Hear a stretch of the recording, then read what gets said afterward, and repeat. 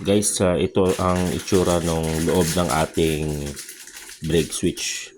Kung maalala nyo, blinag ko kani-kanina lang kung paano ko nalaman na brake switch ang sira at kung paano siya nagwo-work. So, ito po yung itsura niyan. Yan yung tinatawag ko na contactor ito. So, para may plate siya. So, kapag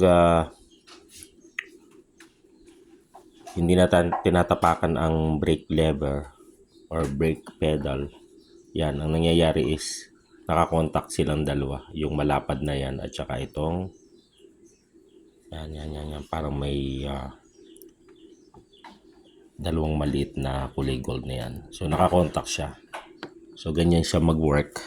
So this is just to support yung blinag kong isa kanina nung pinaliwanag ko. And then ito yung spring at saka yung titi. So kabilang dulo na putol na. So ganyan yan. So ganyan ang normal niyan. So kapag tinatapakan nga natin yung brake, ito yung part 2 nung pinapaliwanag ko kanina. Nakaganyan yan eh. So may stopper yan. Parang ganyan yan. So ibalik ko na lang since nakita nyo na naman yung loob, ano? Ibalik ko na. So ganyan siya. So kapag hindi natin tinatapakan ng brake, I mean kung normal position, ang mangyayari kapag hindi natin tinatapakan ng brake, yung brake pedal may plate siya na tutukod or itutulak ito pa loob pa ganyan. So kapag itinulak yan, kung maalala nyo yung brake plate kanina sa loob or yung contactor sa loob, di ba magkadikit nung normal nung hindi tinutulak. So ngayon dahil itinulak siya pa loob, dun sa loob niyan yung contacts naghiwalay. So kaya kung mapapansin nyo, kapag nakabitaw tayo sa brake pedal, walang ilaw yung tail light.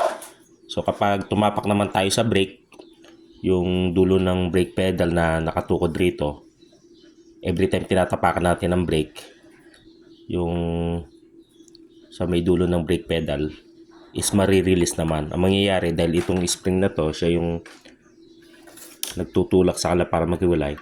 So ihiwalay na ganyan. So ngayon, dun sa loob, nagdikit. So pag nagdikit, may contact. So ganun lang po siya kung paano mag-work. And then ito dapat, sa dulo nito, dapat ang itsura niyan is parang ganyan. May nakalawit pa na konti. So naputol na to. Pero hindi naman yan ang issue. Hindi yung naputol, kundi yung contact sa loob. So kahit anong gawin natin, hindi na siya kumontak. So malayo na, ano. So kaysa gawa natin ng remedyo, kaya ko naman itong gawa ng remedyo, pero for safety natin to. Kaya talagang papaltan ko na lang. Mura lang naman siya, no? So nasa 100 plus lang siya.